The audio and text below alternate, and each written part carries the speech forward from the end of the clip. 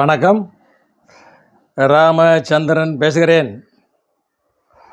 அதாவது சனாதானம் பேசுகிறாங்க இல்லையா?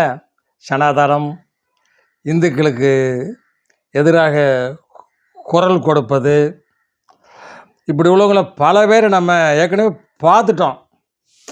அதாவது பிராமணர்களின் பூணலை அறுப்போம் அப்படின்னு சொன்னவங்க, ராமர் கோவிலெல்லாம் உடைச்சவங்க, பிள்ளையார் சிலையை உடைச்சவங்க எல்லோரும் இப்போ திமுக கூட கூட்டணியில் இருக்கிறாங்க. 95 வயசாச்சு, 93 வயசாச்சுன்னு கொஞ்சம் ஓய்வு கொடுத்து இளைஞர்களுக்கு வழி விட்டுட்டு பல லட்சம் கோடி கையில் இருக்குது, இதுவே போதும், பிறருக்கு கொடுத்து உதவலாம்.